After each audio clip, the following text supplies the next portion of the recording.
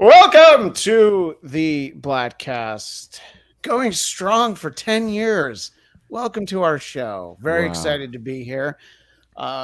There's festivities afoot. There are plans in the works, but we needed to stand down on all the fun and merriment and go over this big DC movies announcement and a couple other occurrences in the world. But as always, I am Christian Blatt, joined by the one, the only, the Jeff Duray. I'm behind you. Yeah, actually, for our visual listeners, it does look like Jeff and I are in the same room. We have the same color on the wall. I believe it's teal, but in any case, also with us, rounding out the Council of Jeffs, Jeff Winstead of The Alternate and The Last Battle of the Revolution, available now on Amazon. That's right. And I is it in bookstores? Because I was going to do the Swami plug, but then I'm like, oh, it might not actually be in bookstores. Yeah, it's in one bookstore, which is the Blue Licks Battlefield State Park in Kentucky. So that's cool. Yeah. So it's available in bookstore. It's in bookstore, exactly. It's a very specific bookstore. And but if you're there on vacation, you can get it. Soon to be in bookstores everywhere. The one, the only, William J. Starling. I don't know if I'll be in bookstores everywhere, but maybe I'll be in bookstore also. Maybe it's the a goal. same one. Very blown out here. I'm trying to fix my. You could drive to Kentucky and be like, "Hi, I know Jeff Winstead." And like, sure, my book has nothing to do with Kentucky. In Right. fact, it's very Hollywood. But would you put it in your Kentucky bookstore? I think the people might like it. That's right. And for the sake of Filed under kindling. For this, Yeah, you could burn this book. In fact, it's here for you to burn. So how? So Will, can you tell us anything about the book? Do you have a title? Do you have anything? The book is called Fame by Misadventure. It's coming out at the end of May. Okay. Which is the date that I announced. Of course, it's like hearing from the publisher. It's like, it's however many months after printing, and I'm like, okay, cool. So you're kind of telling me to like, what's the word? My expectations. You know what I mean? Like, Manage your expectations. might end up being in June. We'll see. But I was kind of trying to time it to the summer beach read season. I was just about to say, sounds like a summer beach read to me. That's the goal. That's the goal. It's a very LA book, but it's meant to make you laugh and make you cry, do all the things. So, I'm excited. People can learn more information as time goes on. I'm trying to roll it out slowly until I absolutely know that release date, so I don't fuck myself by sharing all the information before I actually have like a pre-order link and stuff like that. Wait, you fuck yourself in this book? This is like a I do. It is meta. Yeah. There's like an extra character, which is me. And then the writer, who is also me, fucks me. It's, it's very common. You just went from me asking for a freebie to pre-ordering and spending my own money on it. So just watch out when you're reading it on the beach. In any case, we do want to spend some time talking about this big DC announcement. And we always love having an excuse with a reason to bring our friend Jeff Winstead on, but you can sometimes help us navigate some of it. And right now in the chat, Dominicus Saxon, I missed the announcement. Is it that he's going to make DC suck less? Essentially, yes, that is his announcement, because while everything hasn't sucked, there has been some suck. And I think they're trying to cut down on that. Cam Egan, very optimistic. I think DC is going to be pretty freaking cool now that he's in charge. So I will ask each of you sort of what you think generally about the announcement. And we'll go through everything, but I want to start off with everybody picking one thing that stands out to them. Jeff Winstead, as our guest, please, you go first. Give us your thoughts on the announcement and anything that stands out. It could be something that stands out because you're excited for it, or something that stands out where it made you go, oh no. There was no oh no moments, but certainly the whole announcement thing felt a little bit like a ship, a very expensive ship with no wind in its sails. And I think that's because of all the Henry Cavill behind the scenes, well, not even behind the scenes, the stuff, the drama that was going on publicly. He had to, James Gunn ended up pre-announcing the Superman movie that wasn't going to have Cavill. So that should have been like the big tentpole announcement. Here's a new Superman movie, but that had already been sort of mentioned, and so it was very flat. So the whole thing just felt very, I guess, underwhelming in a way. But some good announcements. The thing I'm most excited about personally, Blue Beetle, or not Blue Beetle. I'm sorry, Booster Gold, which Right. I hope guest stars Blue Beetle at some point. But yeah, the Booster Gold shot's a great character created by Dan Jurgens in the mid '80s. Like, And James my Gunn understanding of mentions, Booster sort of a Gold cult is it's a hero. little bit more of a lighthearted character, right? I mean, I know him from covers that I've seen. Was he in Crisis? Does he show up in there, or is it No, after he's a very much Okay. a post-crisis creation. Okay. But So whenever I've seen covers and stuff, it always seems like it's a little bit, like in Marvel, like Excalibur covers were usually kind of silly because the book was kind of silly. So He's is hammy for Booster sure. Gold a little bit more of a lighthearted character, Jeff? yeah, it wasn't. It was always. It wasn't a dark character by any stretch. But what happened was they put Booster and Blue Beetle in the Justice League in '87, and that Justice League run was very humorous. And so the tone of the character sort of shifted to match that. Once his book was canceled, his Booster Gold's book original run only lasted 23 or 24 issues. But he had a long career with the Justice League after that. Although in through the 80s and present, early 24 90s. issues is the run of 3 volumes of a comic book. Yeah, I mean, not bad. And then, of course, he had a It's a big second deal. run. Yeah. I don't know, when was that second series? Did you read that second series, Will, from like 2008 or whenever it was? Yeah, the post crisis, not crisis, one of the Infinite other Crisis. crisis, Post-Infinite Crisis. Crisis, Yeah. yeah. Yeah, which that was a pretty good run also. And so then it became more of a time travel book. So it'll be curious to see if they do they could easily use this series to springboard a lot of other DC properties with him traveling through time and meeting different characters in different time periods. Unless they do an adaptation of the original run, which is basically he's from the future, he comes back to present day, and sort of wants to make good and be a superhero, but he also wants to be a celebrity and make a bunch of money. So a little bit like a character you might know of called in a book called The Alternate. Yeah, I was just going to say, this sounds really familiar. So it's highly inspired my. Sounds like my Metal alternate Man run. in the alternate, which Yeah. I believe is now available. That's right. I don't know. Comixology went under, but it still exists. Yeah, it's Comixology. Everything on Comixology is basically dead. I mean, it's on Amazon, so you can Right, get it so digitally. it's on Amazon. Yeah. It's still available digitally. You can actually get it right from my website if you just want to get a PDF. Well, if we're talking about it, what is your website, Jeff? JeffWinstead.com. We keep it simple. And it's Good. soon to be printed by Antarctic Press. Great. Much like You just reminded me that I have Bladtcast.com, and I'm like, oh yeah, I haven't used anything. yeah, you got to It's use like- those things. Yeah. There's like links from 3 years ago. Cammy Egan, all caps. Swamp Thing. Excitement about Swamp Thing. What about you, William? What are you excited about? Well, first off, the older I get, the more chances I lose to play any of these characters. And this gives me a little bit of a blueprint for myself to hit the pavement, to try to get cast in one of these things. And honestly, the thing that would be good for me, I think, as a silly kind of person, Jeff, maybe I could play Booster Gold. I don't know. I'm just saying, I put it out there. Maybe James Gunn is listening. It's kind of too late for me to play any of the cool characters. I'm too old for his baby Superman. I don't know what he's doing. I don't look like Batman. But a time traveling guy. I think my biggest exposure to him is post Infinite Crisis and then the Justice League Unlimited show. They did a great episode with him called like the most untalented man or something kind of like self-deprecating of like how he actually has a So this huge sounds like it'd be right up your alley to play that. huge impact on everybody and everything in the universe, but is kind of treated like shit because he's sort of a C-string character and people don't take him seriously. But at the same time, like he's vitally important. So I love that.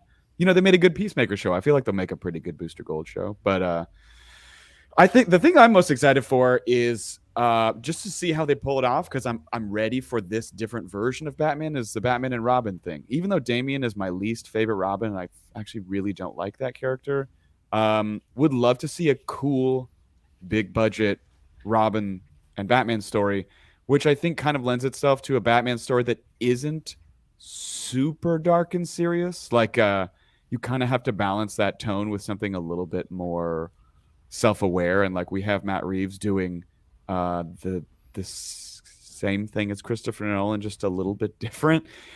And so I'm excited to see like This is all I wanted with the Affleck Batman. Was like they were like, it's like James Bond, but he's Batman. I was like, this is great. I want him traveling the world. I want to see his fucking jet. I want his toys. I want him to use gadgets.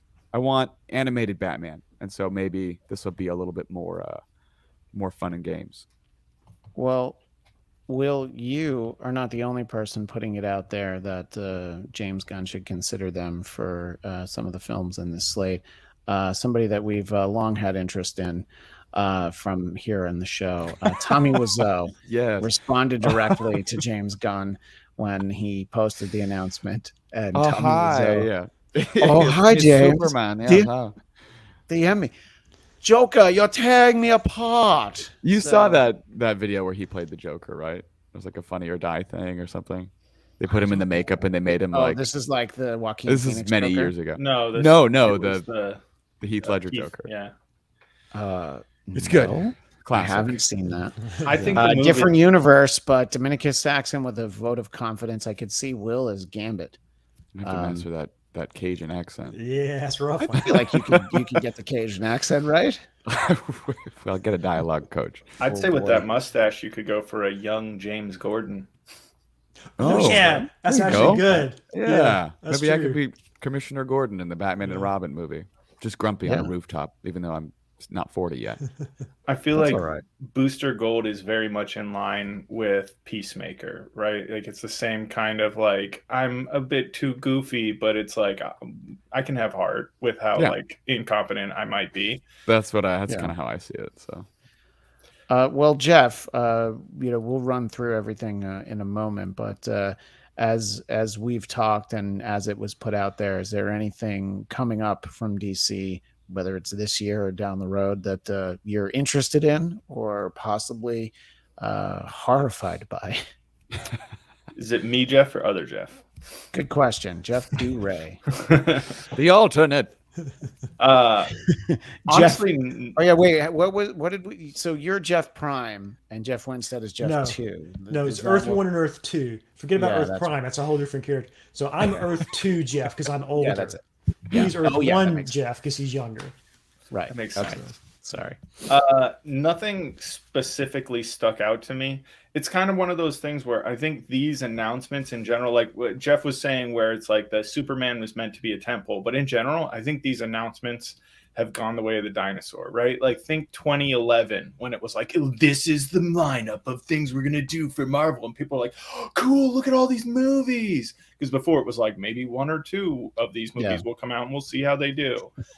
and then it's like, that was a cool thing for a while, but now we're a decade plus into this and it's just like, cool, a slate of movies. We'll see. It's like, plus DC has announced slates of movies that have ended up not being made. Exactly. I mean, remember how 2022 was supposed to be the year of the hero, and all of those movies but one didn't come out in 2022. Yeah, there was just Black Adam came out, right? Yes. Yeah. Yeah. When you and I saw the Matt Reeves Batman, that trailer beforehand, I think was because that was at the end of 2021, right? Shazam 2, Black Adam. These are all supposed to come out in 2022. Yeah. And they didn't. So anyway, Jeff, sorry. So back to I was feeling that the slate announcement is was not was walk the dinosaur. It's to me, and this is just extrapolating. It's an IPO move, right? It's hey, look, these are our future earnings that we're projecting, and we're going to say that we're going to make this much money, so we can increase our stock prices or increase our future whatever. It seems like it's just a big financial game because again at this point who cares, release a movie. I don't need to know what you're planning on releasing 8 to 10 years, right? They're saying this is an 8 to 10 year roadmap. Don't tell us, tell us the movie that you're gonna release, when you're gonna release it, and then let's just go from there. Because it's also things like this annoy me because it's like that's just what I can tell you for now. Oh, yeah. Okay. So you do have other things, other properties you've potentially planned on, but you don't want to spoil something. You know how you could do that? Not announcing anything but what you're going to release. Like not announcing anything but what you're casting and working towards releasing first. I do agree with that. Think about how exciting it was, like the post-credit scenes initially when you didn't really know what the next movie was. I mean, go all the way back to James Bond. James Bond will return in Goldfinger, Right. And so now it's like, oh, all right, well, Marvel's a great example. I know that Ant-Man and the Wasp and Quantumania will be out in March, and then I know Guardians of the Galaxy Volume 3 is out in May. And then, you can just you can map out, through next year, and there's no surprises, So I think having some of that information held back could be good, but but I think looking at it from a business standpoint, I think that we definitely have seen a cryptocurrency level crash of DC in the last calendar year. So I think that they really feel like they do need to let you know, look what's coming. We're back. Are you ready? Are you ready to love us, even if you never have to begin with? It is funny how they've spent 10, almost more than, I don't know, fucking, when did Man of Steel come out? 2013? 10 plus years being first year of the Bladtcast. Man of Steel. We're gonna figure out our own thing. We're not just gonna copy the Marvel thing. We're gonna try to figure this out. And it's like for 10 years they've been like, we're gonna figure this. We're gonna figure this out. And then eventually there's like, we're just gonna do what Marvel does. Here's a big slate. Here's a bunch of logos. Here's a bunch of movies coming out. You know what you get with Marvel? You can kind of expect that, except with DC characters. Yeah, like we're gonna do our own thing, but actually our huge team up movie, we're gonna bring in the guy who did Avengers and have him ruin it. So let's go ahead and do that. What were you gonna? I feel like you were gonna say something, Jeff Winstead. Oh, a couple of things. There's a good point with the Bond movies, and even with the Bond movies, they were able to pivot. So the end credits for Live and Let Die, I think one of them said Bond will return in For Your Eyes Only. They scrapped that after Star Wars was a huge hit. They did Moonraker next. Went right to Moonraker. Yeah, that's true. So there is, to Jeff's point, there is something about, like, they put these announcements out, and okay, you say you're going to do this stuff, but are you? 8-10 years is great, but if you have one flop, my favorite little side story, not that we've ever gone off the topic here on the Bladtcast before. So it was at the end of Live and Let Die. It says James Bond will return in The Man with the Golden Gun. So Alice Cooper and his band write, produce, and record a song called The Man with the Golden Gun. They put it on their 1974 album Muscle of Love because they're like, great, we'll just record the song because we know the title and we'll have to use it. Have you guys ever heard that song in a James Bond movie? No, you have not. It's a great song, actually, but it is not in a James Bond movie. So, that was that was like a set. Yeah, that's true. That's right. That's a great point. That was like a set leak, in 1973. Was like, oh my God, we know what the title is. Let's write a song. I think, look, and part of the problem with an announcement like this is you have to deal with what's already been filmed and is coming out. And then they also had to address the fact that the Batgirl movie is not coming out. Yeah. And I feel like we're going to see that Batgirl movie one day. And I am convinced 100% that we have seen a worse DC movie already than that Batgirl movie that is not going to come out. I would definitely contend that a block of any two episodes of Titans is not as good as that Batgirl movie. Jeff, I feel like you were going to say something.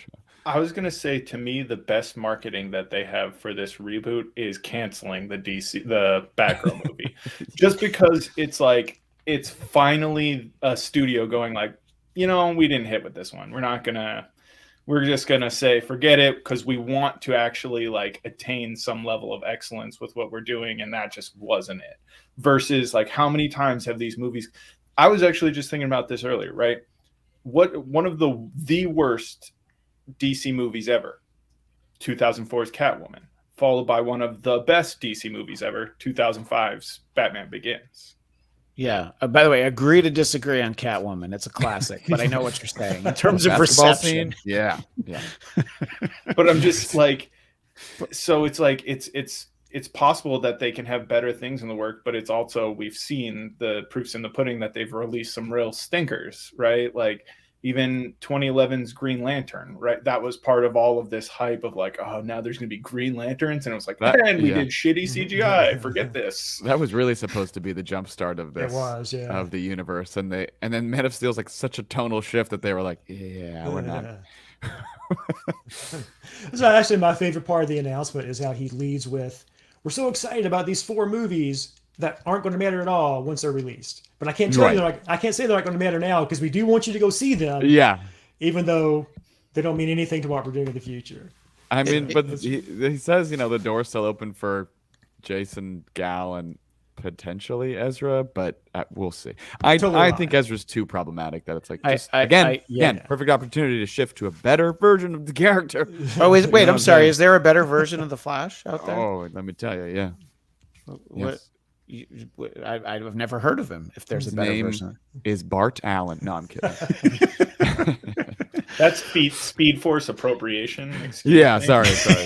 By the way, interestingly enough, Jeff made the point, and then I checked quickly. They didn't come out the same year, but the worst DC licensed movie being Catwoman, and then I feel like it's a safe bet that the worst Marvel licensed movie is Elektra. That came out the next year. So they were, think about where we've come in 20 years. Those early 2000s with the female characters. 20 years ago, they were just putting anything out, and they're like, this is going to be great, isn't it? I mean, that initial run of Marvel movies was like, I look at that Ang Lee Hulk movie. I just saw a still of it, and I'm like, God, he looks so horrible. I forgot how much technology and CGI has changed. Yeah, I mean, they should have just painted up a middle-aged Lou Ferrigno for that movie. That would have been great. It would still be great tomorrow if they did that with Lou Ferrigno. I'm sure Lou's in great shape.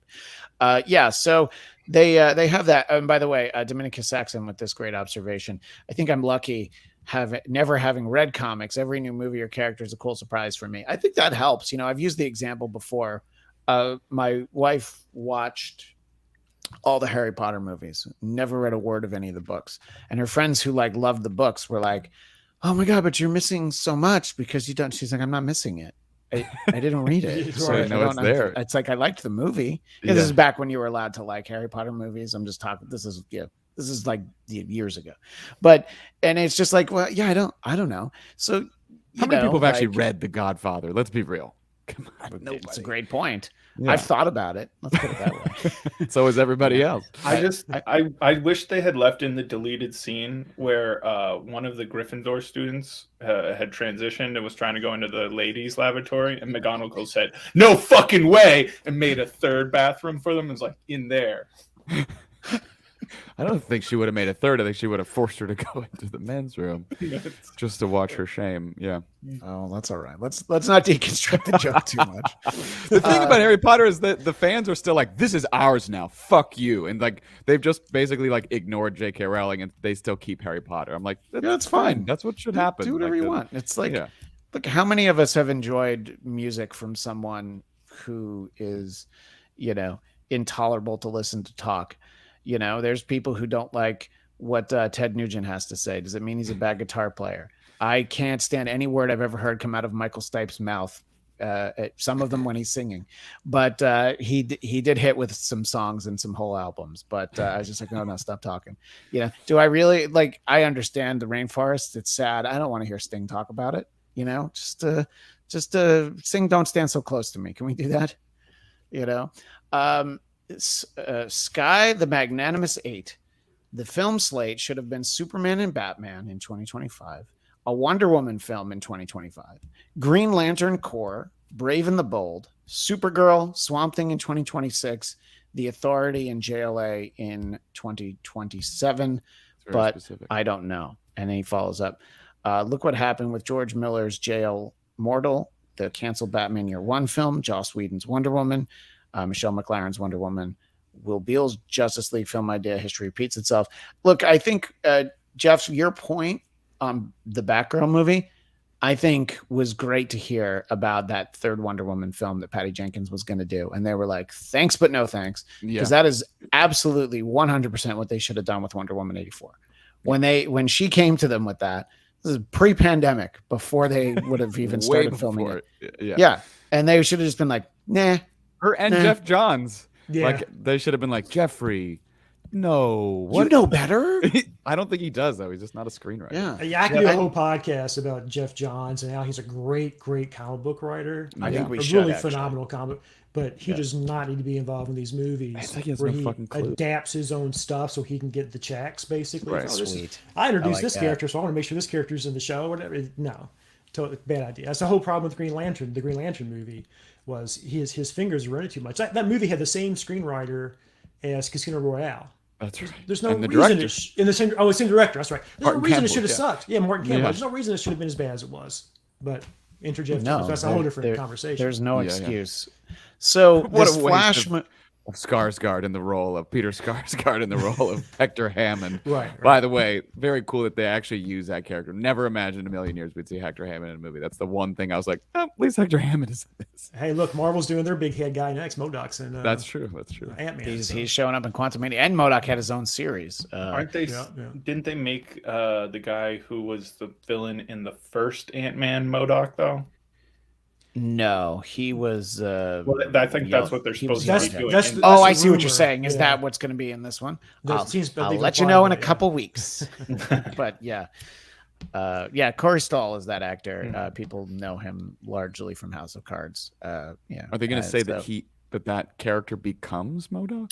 I think mean- because he gets shipped off to the quantum realm in the first Oh. movie. Remember, he gets super shrunk. Yeah. That's Yeah. So right. it would That's make right. sense that he's in the quantum realm. That giant MODOK head has to come from somewhere. So,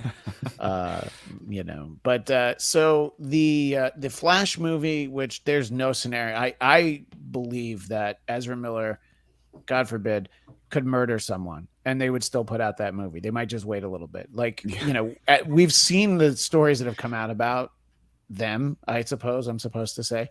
And I say I'm supposed to say is just because as I'm talking, I'm like, oh, I remember Ezra Miller's them. And what I know about Ezra Miller seems like a bit of a D-bag. That's really the way that I identify Ezra Miller. But that movie's coming out. And yeah, they're going to use it in a way to use it as the hard reset. And Will, for you, I really hope that there is a scene that they film. It's kind of like, what is it? So in Doctor Who, the sixth Doctor into Sylvester McCoy, they fire Colin Baker, so you don't see him regenerate because he's like, no, I'm not helping you film that. Yeah, They've got fuck somebody's you. got like the amazing Technicolor Dreamcoat on. But now we have like- CGI. Yeah, no, exactly. So it'll be like, Barry, start running really fast, and he runs so fast he comes out as maybe. Well, they've already filmed the movie, so I was going to say Will Sterling is Wally West. So there you go. I'm sorry, that's not going to be your role, but we'll find a role for you. That's okay. So he slows down, and then there's just some other guy. It's like, hi, I'm the Flash. It's I harp about this forever, and I don't need to have a long soapbox, but it's like we got 9 seasons of the most boring leading man in the world. Like, it's not just that actor, it's also that fucking character. And it's like, stop trying to make this work when there's a way more interesting Ezra Miller is just playing Wally. I think that's the issue. The goofy speedster. Yeah. Well, so I mean, I want to see that movie. I mean, I think that boy, I hope it's good. And I feel like James the Gunn fact says that it's one of the best superhero movies he's ever seen. James Gunn Wow. said that. Yes. I know that they're like, they got a little bit of they have to say only nice things as these movies come out, and then after they come out, they're like, oh, fucking thank God. But I have heard consistently, like test screenings and everything, that it is quite good. So we'll see. Yeah. It Hey, Dominica must be Saxon. phenomenal. Dominica Yes, we Saxon can put again up with a with great that. point. No question, Ezra Miller's a D-bag, but every classic great movie we know of had actors much worse than anything he's done. Chaplin, I mean, John Wayne, we could go through the list. It's true. But, in this time and place, it's very difficult to have so much money invested in someone. I mean, every time somebody, Zachary Levi, who I like very much from Chuck, I think he's a great Shazam. He tweeted something, and it wasn't even really critical, but it was something about vaccines, and it was just like, no, you have a huge movie coming out. You're not allowed to have opinions. It's not out yet. Zach. Question. Yeah, you're not allowed to have opinions for a little while. Afterwards, it's fine, but not yet. What were you going to say? I think Jeff Winstead. We'll let Jeff DeRay go first. He might be making the same point. Oh, okay. I was going to ask because I had just read like a tiny bit about that, and it was just like somebody asked him if he thought Pfizer was evil, and he was like, "Yeah, definitely." And I'm like, "Didn't Pfizer also come out with what's the drug that everybody's dying from? Yeah, the Oxycontin opioids. and shit. Yeah, Like the they're a big opioid part thing, of the yeah. opioid Oh, crisis. I- So I- it's easy I to thought call you were them talking evil about and nothing to do with Viagra. vaccines. I was going to say. I thought you were talking about Viagra, which Pfizer Killing also men. came out with. That was- and I really thought you were saying, what's the drug everybody's taking? And so I was about to jump in Viagra, obviously. Blue Chew. that was exactly it. What Zachary Levi said was the mainstream, particularly liberal view, which was big pharma is bad 4 years ago. And But here's the all thing, of a sudden it's tied to tied to not the saying vaccines. he's not entitled to an opinion, not even saying his opinion's Oh. wrong. Just nobody should get into anything when their movie's about to come out. No, I Letitia totally Wright, right before the big Black Panther movie, Evangeline Lilly, you are going to see you're going to see somebody else as the Wasp the next time there's a movie. 100%. Wait, what did she say? What did these two girls say? I don't even know. They were both like in the height of like, pushes for vaccines, trying to get everybody to get vaccinated. They both came out against them, and people are allowed to come out against them. It's fine, especially both Letitia Wright and Evangeline Lilly. Yeah, especially with the clarity of 2023. Right. Maybe we should have asked more questions back then. It's fine. We were presented with information back then. It's fine. Definitely don't want to spend too much time. I don't want this video getting tagged with anything. So in fact, I'm going to get vaccinated. I'm going to get like a 5th booster during this video just to negate the fact. But the point is, just go on lockdown. If Roseanne Barr had her Twitter disabled, she would still have a sitcom. I mean, they do that show without her, And so one terrible, really awful tweet. And it was like, well, you're done now. And it was like, yeah, people shouldn't have social media. It's like when you have a big project about to come out, the studio's like, we're going to go ahead and take that from you. We're going to use it to promote your thing. And then after it's out and the money's come in and we know how it's going to do, you go ahead. You go ahead and have an opinion. The irony of all this is we're talking about very, very bad tweets, and James Gunn's the co-president. How did James? That's a great point, Jeff Winstead. How did James Gunn end up here, getting fired from Guardians of the Galaxy 3? If it weren't for those tweets that got dug out, he would have probably. I mean, I would have assumed he would have stayed over at Marvel forever. They would have turned over a franchise. Maybe he would have done a Star Wars franchise. He would have gotten something from Disney, and instead, it's like DC very wisely is like, hey, you know how everybody hated the Suicide Squad? You want to make a better one? Not like a great one, but how about a better one? Yeah, I could do that.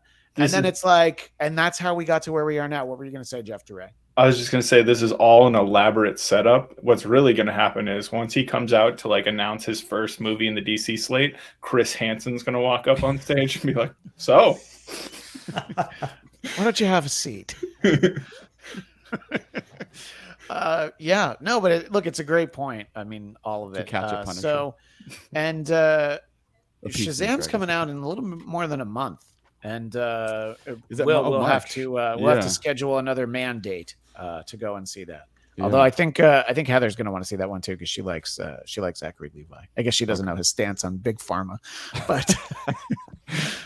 but in any case, in terms of the announcements.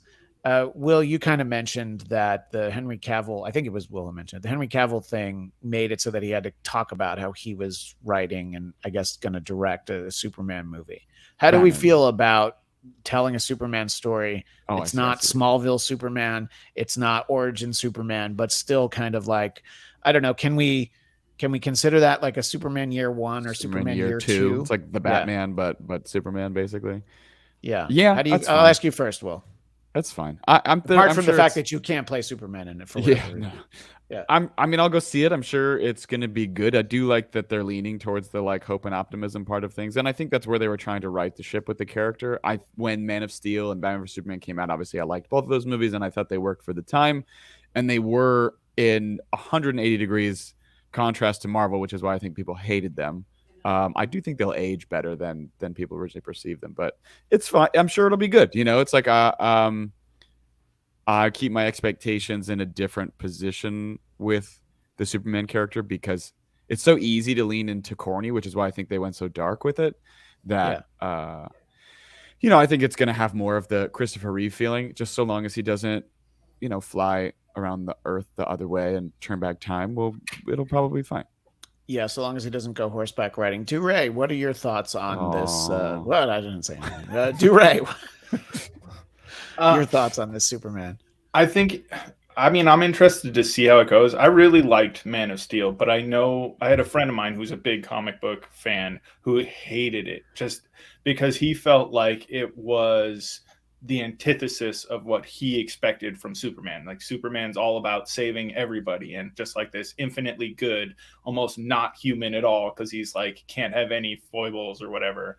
So I think it's interesting where you're basically wrestling the two types of Superman that the audience wants, like one that's a little bit more relatable and human, with one where my understanding of most Superman stories are it's never about is he strong enough to overcome. It's about how he overcomes whatever he's going to do, because he's always strong enough. So it's more about how things are done and how good it is and how much it inspires people in certain ways versus overcoming adversity, which I think is incredibly difficult to put into a movie, because you're basically being like, there's no stakes, he's going to win, but how's he going to win? So making a movie where you're kind of grappling with that seems like the perfect way to introduce the problems that people are having with this character of like, okay, he's Mr. Goody Two Shoes, but like why and how can that become interesting and relatable? Right. And so Superman Legacy is what this is called. And this is where you get into dangerous territory. They've already told us it's going to come out July 11th, 2025.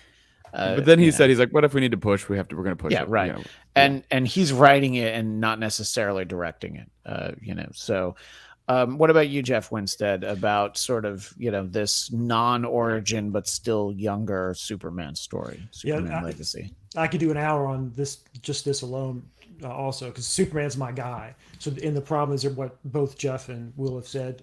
People tend to either not get Superman or to misinterpret it the wrong way. And the concern here is we know Gunn's really good at doing heartfelt stuff, but it's joke, joke, joke, heartfelt. Mm-hmm. And Superman isn't that necessarily. And you obviously can't go the peacemaker route. You have to be able to unironically show Superman getting a cat out of a tree. Yeah. And you have to be able to do that straight to understand the character. Yeah. If you can't do that and you make a joke, like a post-ironic joke about it, and then do the heartfelt stuff, it doesn't work. So I was heartened to see that he's using Grant Morrison's All-Star Superman. Mm-hmm. It was a 12-issue series that DC did. It's sort of the template. I mean, he's implied that at least. Yeah. And that's a really good story. It's like really heavy on what Jeff said. Like it's not really about his power so much as how he handles situations, and a lot of sci-fi, fantastical elements. So it's also very ambitious. So we'll see if they can pull that off. I am a little concerned with the whole struggling with his Kryptonian heritage versus his being raised as a human. The whole point of Superman, the Kryptonian heritage doesn't mean anything. Yeah. It's almost like a repudiation of identity politics. Right. It gives him his powers, but he is who he is because he was raised by a Midwestern family in the heartland of America, period. Yeah. What happens when you don't have a Kryptonian raised by a Midwestern family? You get Zod. Right. That's it. So until you understand that with Superman, you're going to get it wrong. So I'll be curious to see, which is bringing me to the thing I'm least looking forward to, which is the Supergirl announcement. Which is what I was going to bring up next, so we might as well go to that. I will say real quick that the ahead. struggle between his Kryptonian and Earth life is that's the plot of Man of Steel. So we don't. Yeah, exactly. Exactly. Yeah. So it can. We got that struggle, and it's dark and sad, and then we cannot do that again. That's fine. Yeah. Into this project. It's interesting coming right off of there was just the show and obviously the trend of Supergirl story being the 1984 movie, but my understanding is that from a few people I'm on a text thread with that the source material coming from this book by, I think his name is Tom King, and this specific approach to Supergirl seems to be the one that's getting maybe the worst reaction out there. Jeff Winstead, is that are you in line with that thinking that, I'm sure you like the character of Supergirl. Absolutely. Yeah. But telling this story seems to be the problem. Well, of course, one of my favorite comics is Crisis on Infinite Earths number 7, which is the, spoiler alert, it's the death of the Silver Age. Oh, come on. It's a 35-year-old comic. I think people can handle it. But anyway, so yeah, that's what the character is about. This thing, I have not read this thing Tom King did, but as soon as I hear Tom King's name, that's run for the hills territory. Anything I've read by him, and I've read some stuff. I mean, so I don't hate him just for the hate him. I don't get his stuff at all. Nothing about his stuff appeals to me. He basically writes. I'm not sure about the Supergirl storyline, but it's almost like this weird putting himself through therapy through the characters. So he tends to not write the characters as themselves. He writes them as him in a costume. Very bizarre. So yeah. And as far as the Supergirl book goes, I don't know anybody who's read it. It didn't do well as far as I know. So we'll see. Will did you read it, Will? His Supergirl? Yeah. I didn't even know he did one. Yeah. So there you go. Yeah, I liked some of the stuff he did with Batman for a minute because I think he started in the I've forgotten track of all the fucking reboots, the Rebirth, but then kind of just got over it and was like, okay. The Heroes in Crisis was a big problem because he made Wally West the killer of all those people, and that was immediately like, I will fucking kill you. But then of course they retconned it. Was like, actually it wasn't him, it was the Speed Force energy that Zoom planted in his body. You know, it's always like Zoom, like, it was me, Barry, I did it. Right. So they it's just like a mess. I remember he was trying to do that New Gods thing with Ava DuVernay, and that ended up getting canceled. And I think he's like a good ideas guy, but I think they've tried to position him as sort of like the new Jeff Johns, and I just don't think he understands the lore and the characters as well. In that sort of DC does have that tone of like, yeah, things are crazy, but it's pretty optimistic. He's like I think he's like a vet and a bunch of stuff, so he kind of leans into the like, let's get a little optimistic, but look at how fucked up this stuff kind of makes he's a people. CIA guy, right? So and I'm like, he's even darker. I mean, right? So, yeah. What about all the secrets and how this fucks up all these people? And I'm like, every once in a while, that's fine to do, but I don't do it to the Wally West and Booster Gold and these like fun, lighthearted characters and make them like Pete like fucked up from like killing a bunch of people. I'm like, I don't want to read that story. Yeah. The only thing I'll say about this is I do think this is more pattern on the Marvel style. But you look at Marvel's movies, a lot of those movies have been based on comic storylines, or at least the titles of storylines from this century. So like the biggest would be Civil War. Winter Soldier, all that. They're about to do Secret Invasion for TV. Yeah. So Love this and might Thunder, be, which was fucking horrible. Yes. So this might be their attempt Agree to sort to of disagree. Sort of Too much Guns N' Roses. There's no way you like that movie. That's Taika's like first draft, and they were like, "Fuck it, let's just shoot it." And they were like, "Okay."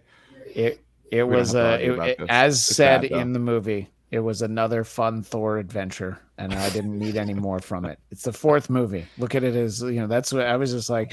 And by the way, I was looking for this cover because you were talking about Crisis number 7. And then I was like, oh yeah, I kind of forgot that Uncanny X-Men at 136 was actually a very similar. George Perez was like, oh yeah, I got this. Jean's not really dead in the 136 cover. So I guess that makes this one more impactful.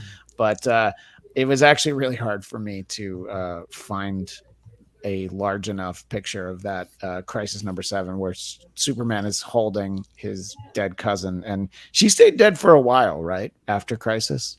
Yeah, and when they did bring her back, it was all screwed up, and because DC had a mandate at that point to not have any other living Kryptonians other than Superman. Oh, I see. If it got too diluted.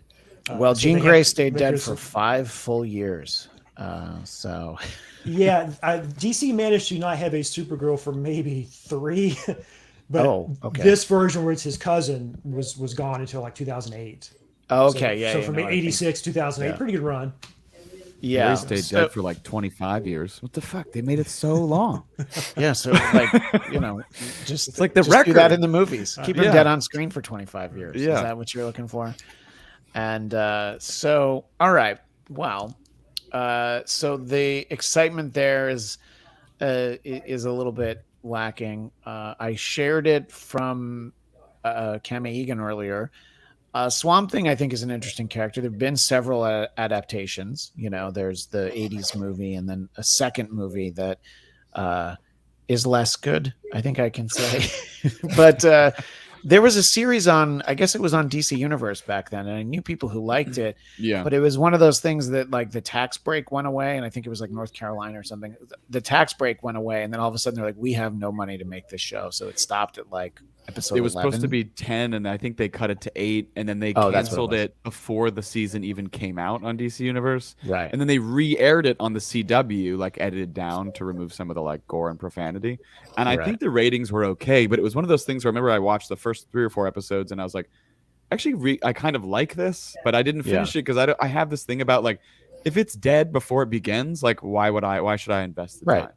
But Yeah. it feels like a No. risk to like immediately go back to that character after it's had nothing but That was like my thought. problems for 30 Yeah. years. Like they just can't. It's like trying to make a Hulk solo movie. It's like, don't do that.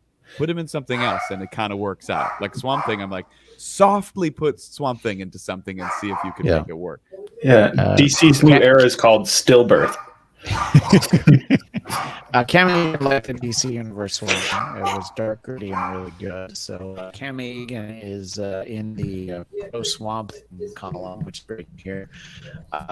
Yeah, I don't know. I mean, I think the tone, you got to get it right, and it seems like that show in general did. But I guess, Will, if they're going to do it's a movie, right? So if they're going to do a Swamp Thing movie, don't tell us that before it comes out. We will definitely never do a sequel. You know, just this is the only time he'll ever appear.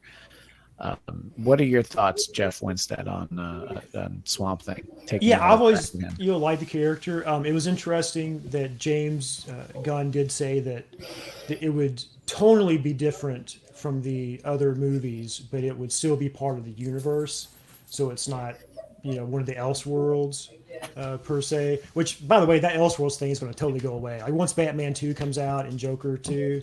That's just going to be pretty much day. I mean, there might be some exceptions, but I think that's just because they have to sort of make those movies. It sounds like they have a contract with Matt Reeves for 3 Batman movies, which is probably already an ink deal that they also can't go back on. So they'll be like, yeah, you can make these 3 movies to the side, and then we'll just Right. Yeah. But this is that was the second Swamp Thing show. They actually did a show. Do you remember this at all, Christian? Was it syndicated? Like that's in the 90s. Yeah, in the 90s. It was like the same dude who played him in the costume in the movies, I think. Oh, okay. In the first, the Heather Locklear and the other, the first movie, the good movie. 2 of my old film professors from Long Beach State wrote episodes of that Swamp Thing. Oh, you're kidding! Wow. They showed it to us in class, like, this is what I worked on. And as a film student, I was like, I don't want to say this to your face, but I do not aspire to do this. Yeah, that's why they were teaching. Yes. Yeah, I was like, at USC, my wife had a sitcom teacher who wrote, I think, one as the Jefferson. So like a freelance script, like a huge successful show. If you can hear us, your Wi-Fi signal is pretty rough. Yeah, you've gone Brainiac on us, Christian. All right, do you guys hear me now? Yes. You gotta reboot your camera. And then you all went away for a second. This is the new house and the new internet. You guys talk about something called The Authority. I don't know anything about it. I literally know nothing about it, but that's part of this announcement. Yeah, neither do I, funny enough. Oh, I'm sorry, Jeff DeRay, did you have thoughts on Swamp Thing? I realized that the internet issues were... Not really. I feel like Swamp Thing's one of those things. Don't they have the exact same character in Marvel that's like the Thing or something like that? Man thing, yeah. So it's just one of those like, you might want to stay away from those kinds of characters right now. Like if you're at all trying to make your own thing, maybe that's one where I assume Swamp Thing was first.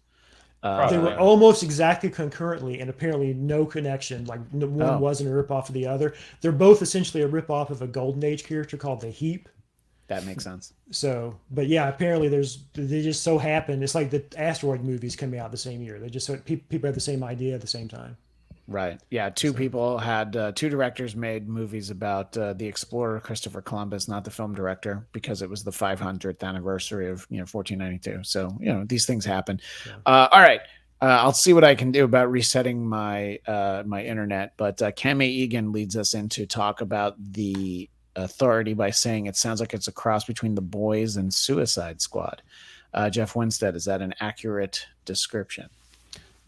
It's yes. I don't know about the Suicide Squad so much because they're not villains in the strictest sense, But this is one of the other weird announcements because the Authority felt, I read it, the first 12 issues, and it was good for the time, but it feels very locked into the when did it come out? The late 90s, early 2000s.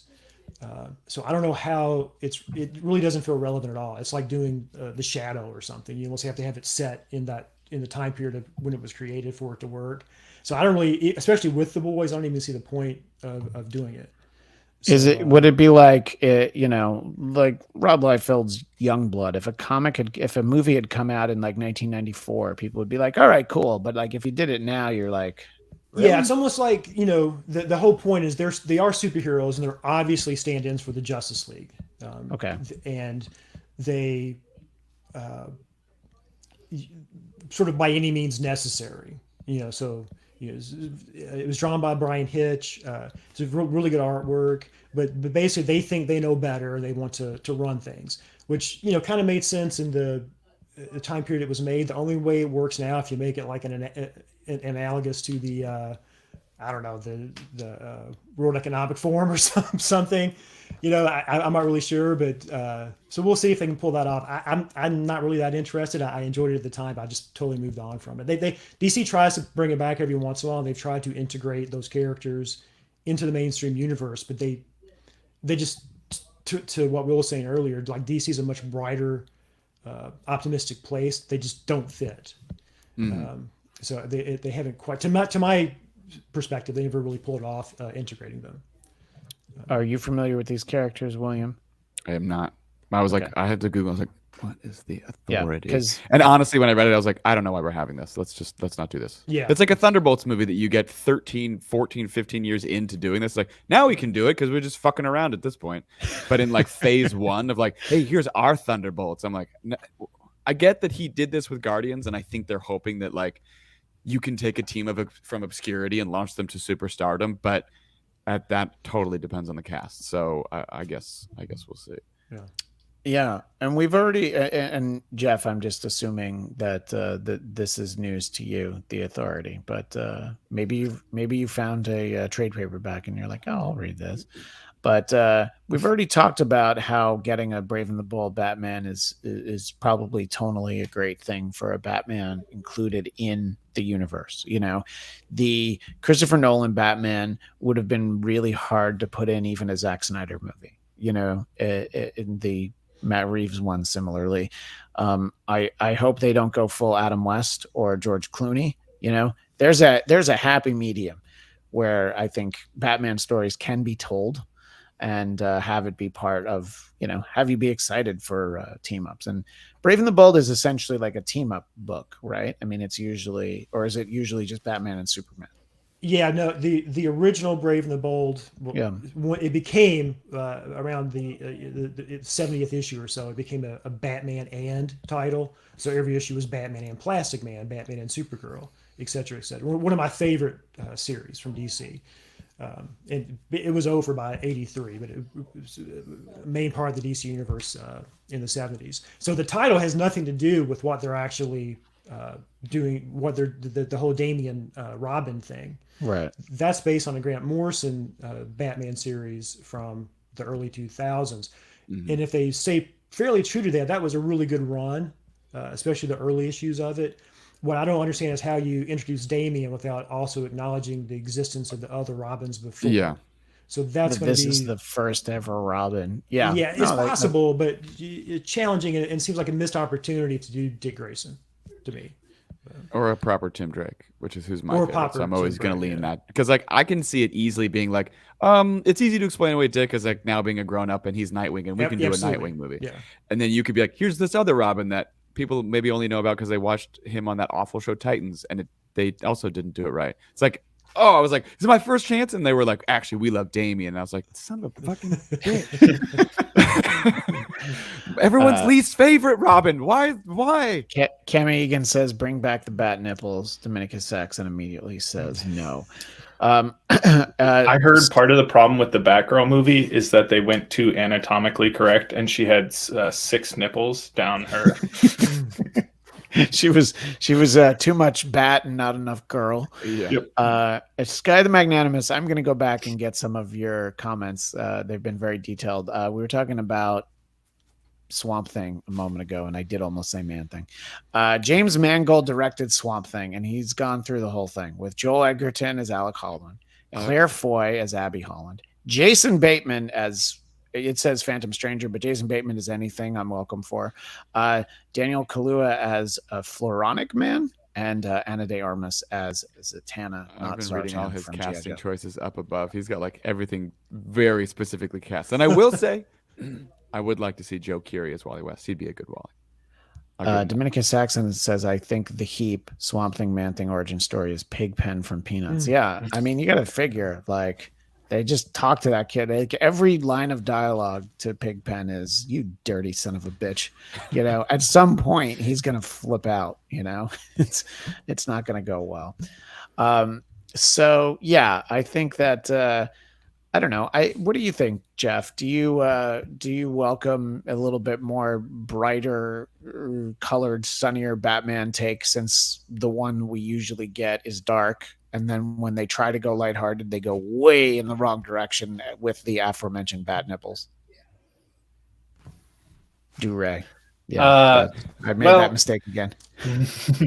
I don't know. I like dark Batman. I think the darkness of Batman is always, like, the darker Batmans are always my more preferred Batman depictions, right? Because it's like, that's when I've read the comics and when I've seen the movies, that's always the one that I find the most interesting, is like not the kind of jokey, campy Batman. I never really got into that. I mean, I watched those movies growing up and I was always just like, okay, I don't know. I guess it's too easy to think of the, what do you want to, like, is it even like a Tim Burton era type Batman where he's like zoinks and stuff like that? But, yeah. I don't know. I think somebody should take the Christopher Nolan or Matt Reeves Batman and add in the sound effects, like bam, pow. Like somebody did. They did like Matt Reeves inspired, but Adam West. It was really well done. It was like, what if Adam West and that cast was in The Batman, and it was like this bizarre mashup of super dark and super flashy. And I remember being like, I would watch the fucking shit out of this movie. It was like Lego Batman, but in real life, it was insane. It's worth a watch if you find it.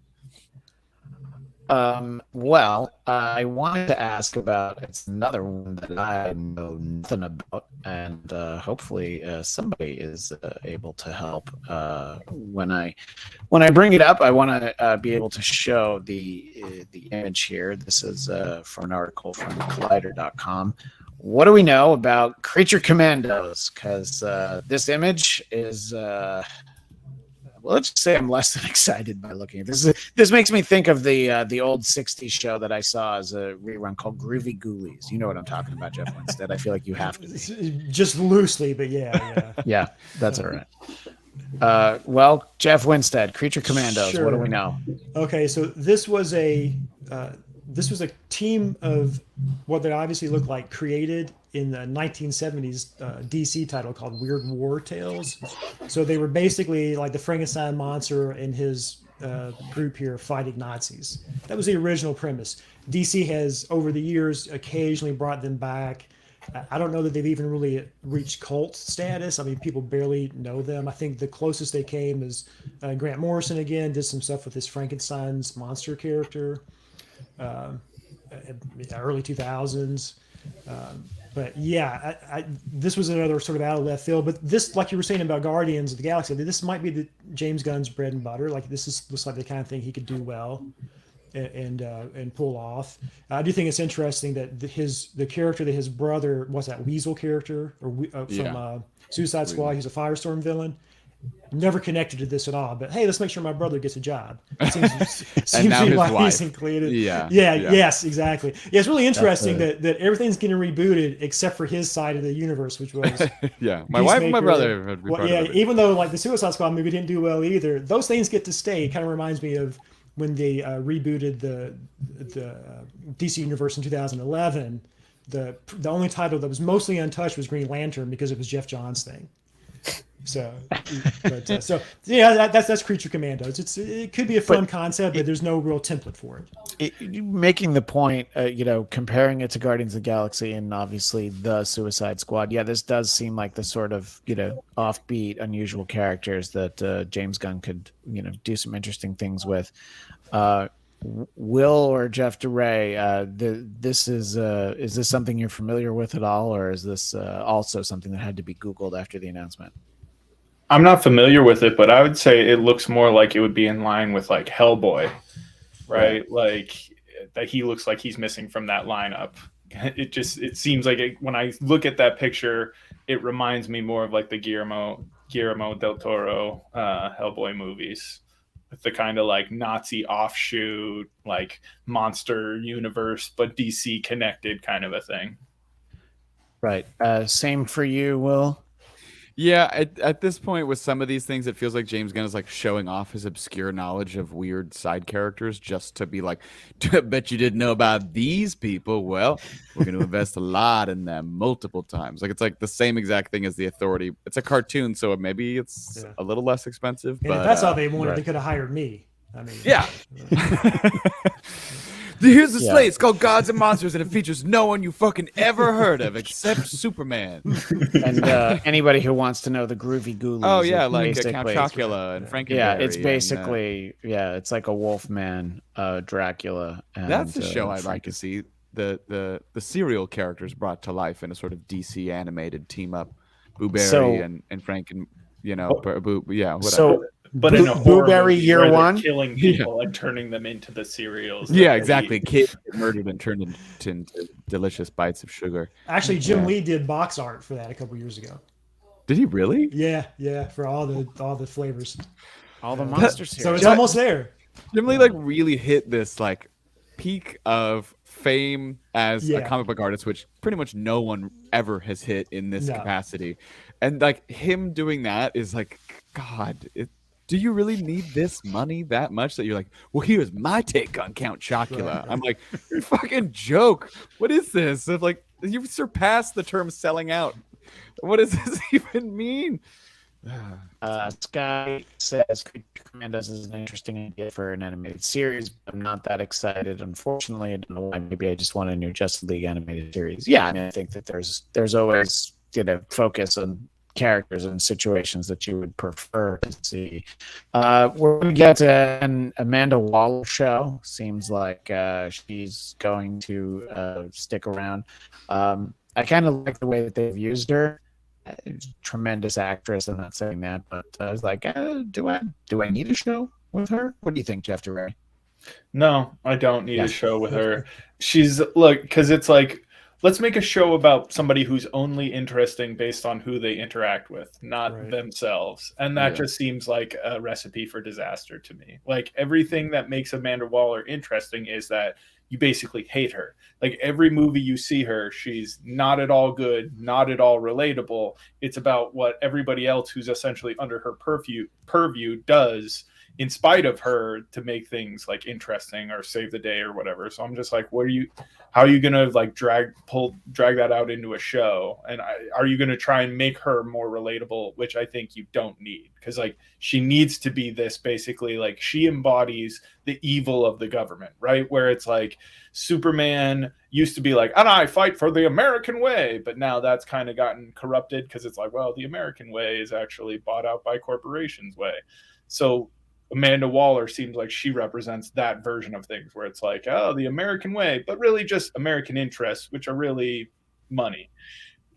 That seems like, or that's my assessment of an Amanda Waller character. So I don't know. Maybe they will cleverly make an interesting show based on that. Maybe it'll be like more episodic where it's like the different people she's interacting with or scenarios.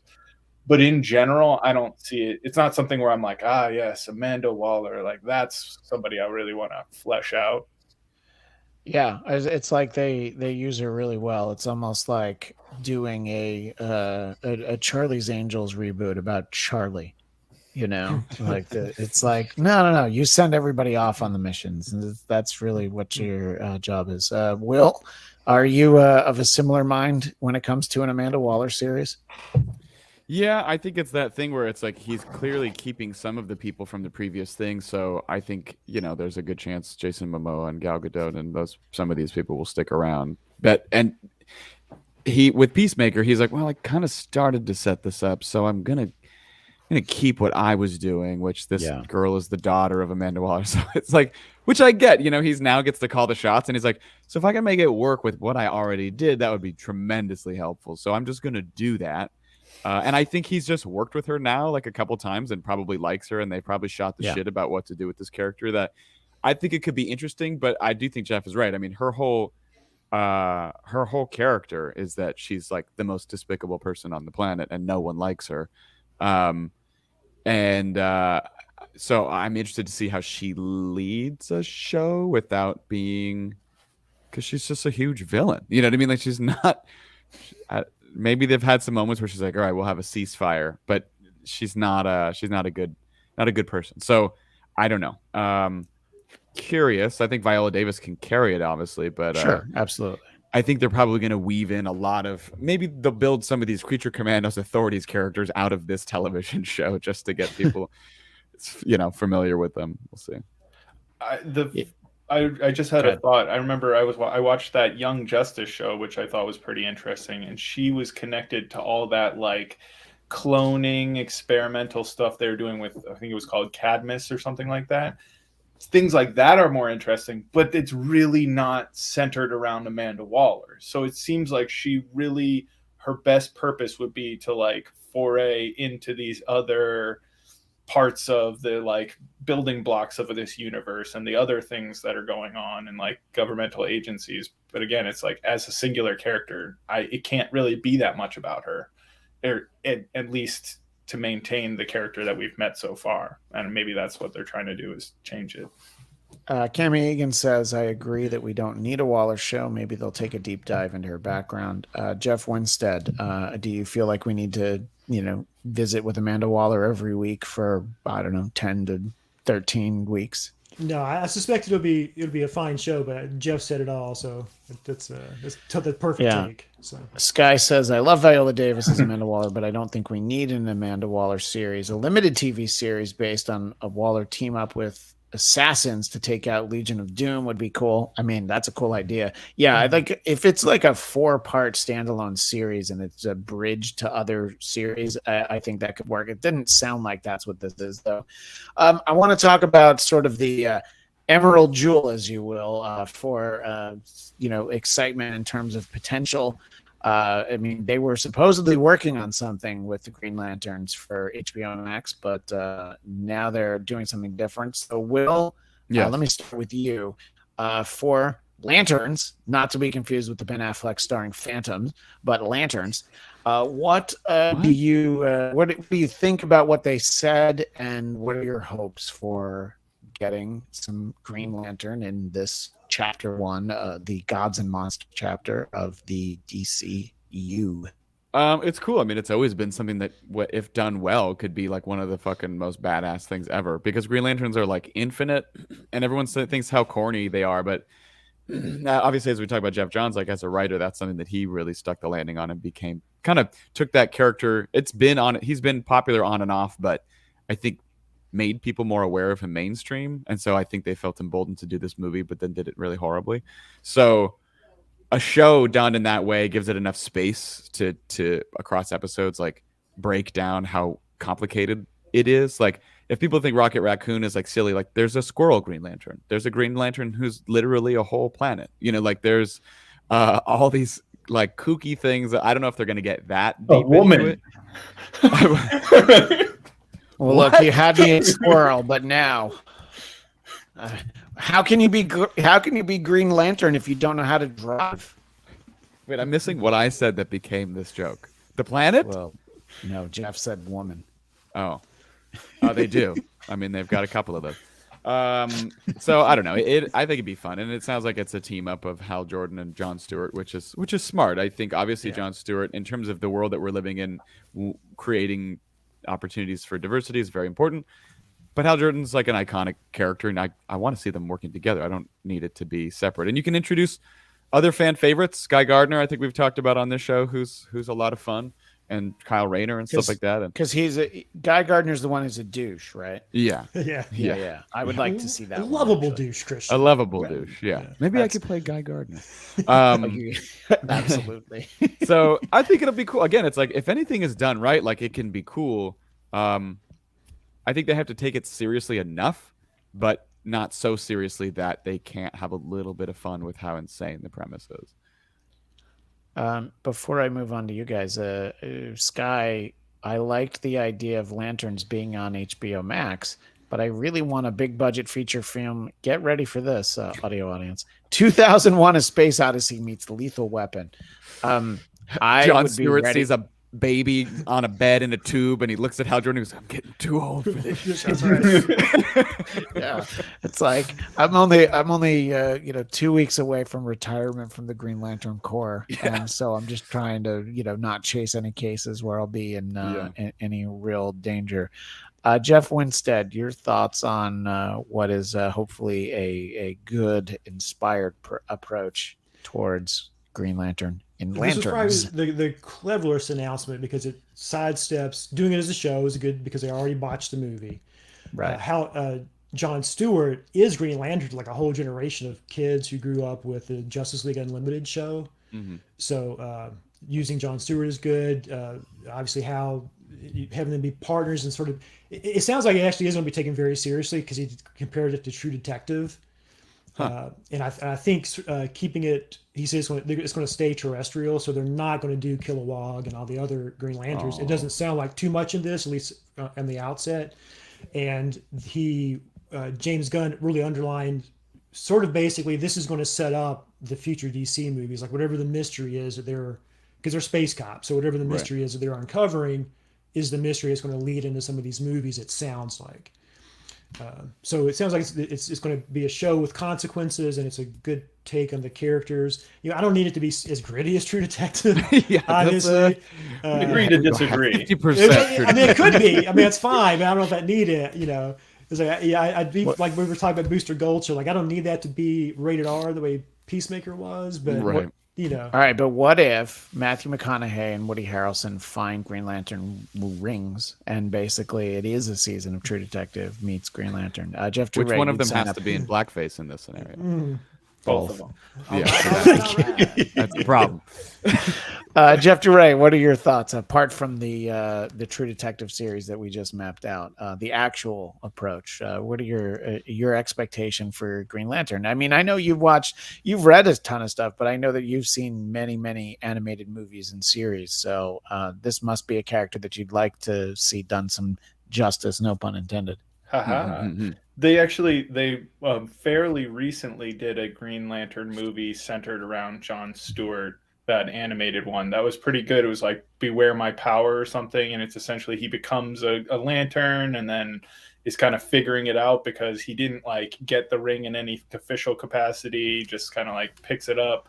So, and I like Jon Stewart as a character. I like this idea of the kind of grizzled veteran. I think that kind of fits in when you compare it to True Detective. He's kind of more like your Matthew McConaughey type character. Like he's a lot more serious and a lot more, I don't know what you would call it, but I think using True Detective as like it's going to be kind of like that for me, because the first season of True Detective is one of my all-time favorite seasons of a TV show. I loved it. So if it can match how much I enjoyed that, wonderful.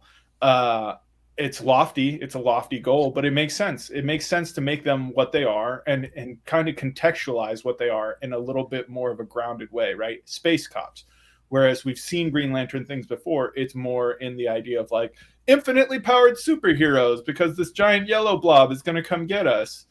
If you take it down a few steps to like, these are basically cops that work on an intergalactic police station planet, and they're having to like deal with their whatever is under their purview. I think it makes it a much more potentially relatable and interesting show. And then you can kind of get into your crazier characters afterwards. Once you've established like these are cops, then it can be like, and this squirrel is a cop. And maybe that'd be interesting too. But it's like, if you really hammer out like, okay, this is what their role is. This is why they fit into this idea of like galactic peacekeepers and everything else. And I think the Green Lanterns are always more interesting in DC because they care about so much more than just Earth, right? Like you've got this massive swath of powered people that are just like, this planet is the only one that matters and the things we have here are what count. But then it's like, well, there's a huge galaxy and half your planet seems to be filled with people from around.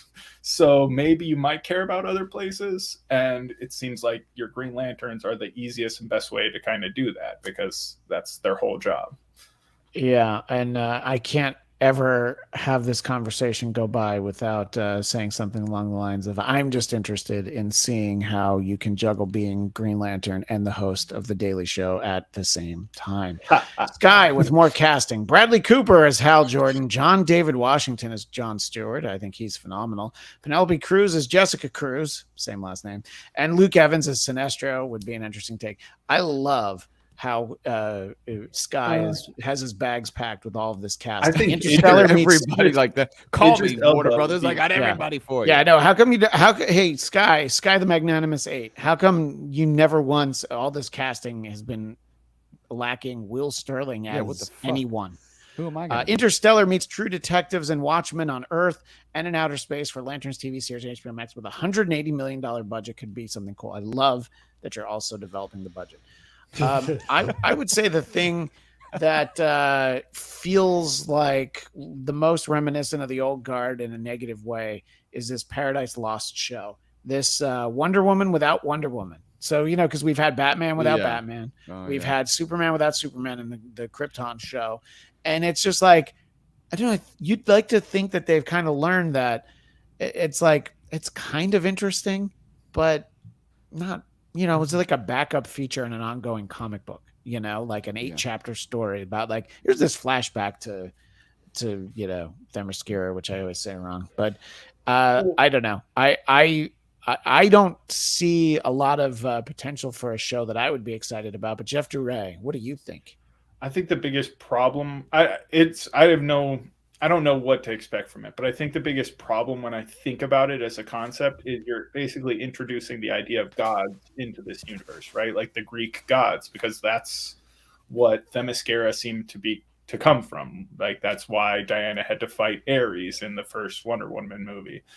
And that just seems to me like it's going to muddy the waters because it's like if you've got all these other things going on, you're going to introduce the idea that like, oh, there are gods that exist somewhere maybe, and they just don't play any part in what's happening in the world now, but they did a long time ago maybe. I thought it was interesting in the Justice League stuff where we were seeing like Zeus and them fighting Darkseid and all that, right, in the Snyder cut, where it's just like, okay, so these are like old powered beings that could have just been considered gods because they were like this other thing, so it kind of fit in with this world. Then it didn't make as much sense that Ares was still alive and hanging out. I don't know. I just think, again, the concept of gods in a world of powered beings just is confusing unless you're like really going to explain it. And if you're not having Wonder Woman in it, it's almost like, no, we don't need to explain it. This is just an old Amazonian hangout. I don't know. It seems like it could be boring, but yeah, I don't know. Will, does this sound like it could be like the Senate parliamentary hearings in the Star Wars prequel trilogy, where it's just my like, least no, favorite let's scenes talk as a more. kid. Yeah, let's get some more of this. It is what do one you of the- think? It is one of those things where I feel like Patton Oswalt did this bit in his stand-up a long time ago about how he doesn't understand kind of why we got the Star Wars prequels and stuff, because he's like, I don't care where the stuff I love comes from. I just love the stuff I love. It's like if I ran into George Lucas on the street and he's like, do you want a dish of ice cream? And he was like, yeah, that'd be great. I would love some ice cream. He's like, well, here's a bag of rock salt. You start with this. And so sometimes like with these kinds of characters and these kinds of stories, I'm like, oh my fucking God, who cares? Just make a good third Wonder Woman movie. Like if Patty Jenkins' script was so bad, start over and you put her. This is what we want to see. It's not that I don't want to see any of these ladies on Themyscira, but we saw them in the first 2 movies and those were cool scenes. I want to see them now doing Wonder Woman things.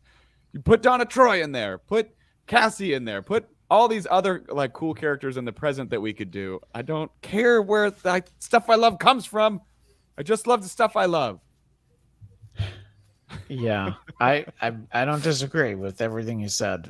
It's you know, I there's someone who lingers in chats on a number of shows that I do that defends Gotham, and at just a certain point, I just stopped caring, and it's like it was Pilot reasonably well and done.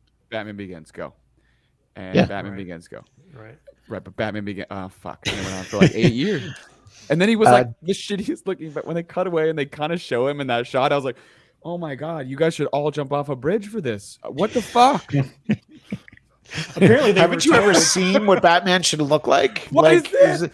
Is that 16-year-old child wearing cardboard? This is like the worst, like worse than a Party City costume." Apparently, they were told you can show Batman, but he can't look like this, or this, or they had Oh. to strip elements off the costume. They had to Oh, keep boy. cheesing it down for some reason. The Looked movie like the fucking side said- knockoff action figures Yeah. you buy in Tijuana at the little shops Yes. where it's like an arm of Spider-Man and Batman's head, and it's like future of man who likes bats. You're like Man Bat. Man Bat. Uh, Well, that is a Jeff decent Winstead, Man Bat notwithstanding, what are your thoughts about this Paradise Lost show? Yeah, this is totally pointless. So and obviously this is their attempt to sort of have the trilogy. We got a Batman project, we have a Superman project, we have a Wonder Woman project. Oh, but we can't do a Wonder Woman project because the whole thing is we have to destroy and make you forget about everything that we've done before. We just fired Henry Cavill.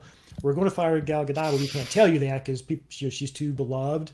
So we're going to start with this Paradise Island thing and build towards Wonder Woman, but nobody cares. So unlike Green Lantern, where the Lanterns show where they say it's Space Cops meets True Detective, that sounds interesting. Like I said, that's a mashup, or like all the things that Sky the Magnanimous is throwing out there. But when you say this is Paradise Island, it's Westeros. Well, that's not a mashup of anything. Like, who cares? Yeah. We're seeing Westeros. We're seeing it now. Like, we've just seen it. Like, we don't need any more of that tonal stuff. We have to give it something interesting. He didn't present it as anything fresh or interesting at all. Yeah, Sky likes the idea of Paradise Lost TV series and HBO Max. I don't like the idea of Wonder Woman not being involved. I want Amazon's Attack adapted to the big screen as a Wonder Woman film reboot. I think comparing this go to Game of Thrones is probably a killer Yeah. because it's like you already have tried a prequel and it's not successful enough that you ended up canceling all your other spin-offs. And it's like they're like, well, we want to do Game of Thrones again, but those dragons are fucking expensive. So what can we do to kind of get away from that and maybe just have more people on It's an example that I use a lot, which is the ABC network. The original Battlestar Galactica, very high rated show. People liked it. It was so expensive. They were like, yeah, can you give us that without like all the stuff that people like? So they come up with Galactica 1980, where they go to Earth, and there's like only a couple occasions during an episode of like, here's a laser shot off camera, stuff like that.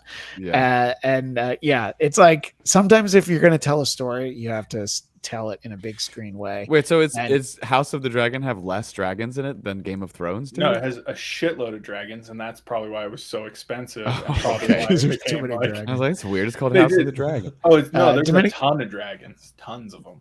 Got it. Dominic- Dominicus dragon Saxon race says, if you're too. going to bring up Man Bat, you have to give an honorable mention to Mansquito. Bzzz. I have to find the Mansquito artwork. Who did that? I actually don't remember, and I'm embarrassed to say that I don't remember who did it. But it was like a comic book artist. Yeah. It was someone. Yeah. Didn't Chuck Dixon have? Oh crap! What's that guy? He's a Canadian. He's Chuck Dixon was a fan of the show, and Yeah. Will, you and I actually talked to him once. I think we did. Yeah. Yeah, but I know the guy, but I can't. His name's. I can't remember his name. I know it's funny because I think it's the header on the Bladtcast Twitter maybe, but I don't think it actually has. While I'm looking for that, Will Sterling, my understanding is that you need to go momentarily. Is that an accurate? Momentarily, yes. Yes. While we're talking about it, I will share the Mansquito art. My apologies profuse apologies. I can look it up, but I actually, because it's just this little cropped version of it, I can't see the signature. But I do love that somebody took the time to do it, and I'm embarrassed at the moment that I don't remember who it was. But I will give them credit on our next episode. So I have some other things to talk with young Agent Starling with in the future, but we'll save it for another time. Will, I'm going to let you get about your day, and then the Council of Jeffs and I will read through a couple of these comments, and then I will ask Jeff one a question about something else. But we'll let you go. The book is not available for pre-order yet, or can not yet. Famed by Misadventure. You know, keep an eye out for it. I'm gonna, once I have more stuff, I'll roll out stuff on social media. So Will, is this a novel style? Yes. Oh, great. Okay, cool. Yeah, that's very exciting. At Will Sterling _ on a future show. Will, I have to play you some things from Bladtcast episode 1, because as some of you know, our previous Bladtcast, I was joined by Carl from Who Are These Podcasts, and we analyzed our first episode, and he was very nice to me because it was to my face, but nicer than I deserved. And there's some things you're going to hear, but what I was reminded of first was that your Twitter actually used to be at Will _ Sterling _ you had like 2 underscores in it at one point. I did? Yeah. And then you finally were like, how about just a 1 underscore? Yeah. So, wow. Okay. Yeah. But we'll revisit that in the future. I will figure out when you're available, but I'll let people know about our next show. But find you at Will Sterling _ for now, because just at Will Sterling, that dude is not going to let go. Yeah. Yeah, exactly. But all right. Well, Will, thank you for your time and your service to the Bladtcast Army. And you're not discharged, but I will pin a medal on you the next time you're on the show. Oh, good. Okay, thank you. Bye. See you, Will. Bye. Yeah. I believe the artist's name was Paul Ravoche. Yes, thank you, Paul Ravoche. And my apologies to Paul. We've traded messages. It was just, here's the thing. I didn't get up today and think I was going to talk about Mansquito, so it just wasn't in my head. Thank you, Jeff, for finding that. He's a good design artist too. Like, he did a lot of work on the animated shows, the DC animated stuff. So yeah, he's really good artist. And you know what? Because I botched, giving him appropriate credit. Thank you, Paul Ravoche, for drawing this somewhere within the last decade. But I mean, Mansquito was such a fun moment in time, really. And Jeff Duray, Mansquito, I think actually certainly predates you, because I don't think we were even talking about it by the time you came around in 2015. Yeah, but he's got a lot of buzz. Oh, and now I don't have the bell because it's in the other office. All right, Sky. So Paradise Lost is basically going to be Hunger Games meets Game of Thrones with Greek gods, but no Wonder Woman. Not going to work. But Diana Prince in the TV series give it depth and substance. Yeah, I mean, I don't know. I think that there's a lot of these that the idea just doesn't sound good, but I don't know. There were a few of these. Sky said, I would love to see a Prisoners meets Dragged Across Concrete and Run All Night, Brave and the Bold feature film in the new DC cinematic universe. I'd be all for that. I actually don't know what he's referencing. Does that make sense to you, Jeff Winstead or Jeff Duray? It's just extreme violence and extremely dark tonally. So Prisoners is the one with Hugh Jackman where his daughter's kidnapped. Yes, I do remember that now that you say it. Yes. Dragged Across Concrete is with, what's his name? Vince Vaughn. And he basically, there's a lot of like you watching heads explode when he's like stomping on people kind of a shit. It's just like uber violence. Oh yeah, that was a Cell Block 99, right? Oh yeah, that was. Dragged Across Concrete was the same director, but it was a cop movie with Vince Vaughn and Mel Gibson. Yeah, but I mean, I remember it super was violent. Very violent. Yeah. There's a lot of violence in those movies. He wants to see some real like cut him in half shit. Yeah. Yeah, no, I mean, I think that look, there's a time and place for that. The Invincible animated series that Jeff Dubray and I have talked about in the past is it's fascinating how far that went, and the fact that we're still waiting almost this entire year to get more. A big takeaway, I think, from all of this, Sky sums this up well. I think that the WBDC having a new slate, establishing a new DC cinematic universe with having DC Elseworlds universe is great, but there's still going to be problems going forward, complaints galore. Look, I think there will be problems, there will be speed bumps. You figure out ways to kind of address them. I think sometimes you can overcorrect. The first season of the Star Trek series Discovery, there were complaints about what the Klingons looked like and this and that, and there were so many complaints. And then so there's like dialogue in season 2 about like, well, those Klingons were different Klingons than the ones that we and it was just like, oh no, just don't, just switch it and we'll figure it out. Like you can put like a commentary track available on like Paramount Plus if you want to change something, or in this case it would actually be I guess HBO Max. Well, Will missed this idea. I think that a Wally West film in the new DC cinematic universe would be cool. Ferris Bueller's Day Off meets Back to the Future. Would love to see Charlie Rowe or Joe Keery as Wally West. And I should have my glasses on because I did almost read that as Charlie Rose or John Kerry as Wally West. By the way, neither one would be a good Wally West. I'm just going to have to go out there and say neither Charlie Rose. Anyway, I think I got everything in this slate. I tried to not just list it off and, just try to have more of a natural conversation. And we've sort of talked about what it is that, people were interested in. Jeff Winstead, you popped in the chat in a conversation that'll be our next audio episode of the Bladtcast, which was with Andy Smith and Dennis Turner. I actually forgot I forgot you were a fan of Andy Smith's work, and I forgot to message you that. I'm talking to Andy Smith. Oh, no, that's good. I just happened to catch it. So it was a good time. Glad you caught it. Yeah, we touched on some of this stuff, but it's a great conversation for fellow nerds because we spend easily the first half hour of that conversation that people will hear in the audio version next week about just books that we've seen at conventions and most expensive books. And I will let you know that Dennis has a great story about how he has an X-Men #1. And I'm not talking about the Jim Lee X-Men #1. I'm talking about the Stan and Jack X-Men #1. The condition he got it in, which I think I'll let people, it'll unfold for people. But Jeff Winstead, am I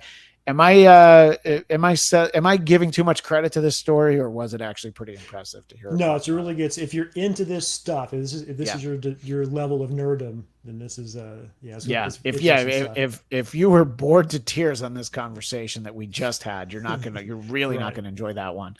But he's got a Indiegogo. Yeah, it was Indiegogo, not Kickstarter, for a series Andy does called Core Drath, and we'll talk about that in next week's audio episode.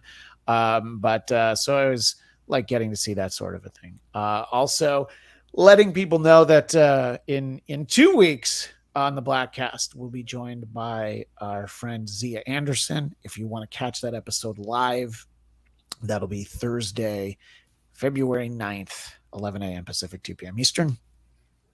The day before that is my birthday, so I expect I'm not set up for super chats, so just find me on Venmo and send me random money. That's what I really want. No, I just want to be able to celebrate, so we'll do more stuff like that.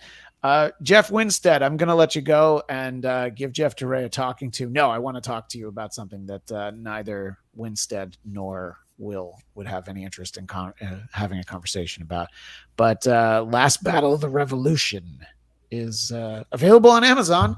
And is there an estimated date for when we can get? You said Antarctic Press is doing the alternate, right? Yeah, they're doing it in an anthology called Exciting Comics. The first part is supposed to be out. It's the 100th anniversary issue of the title.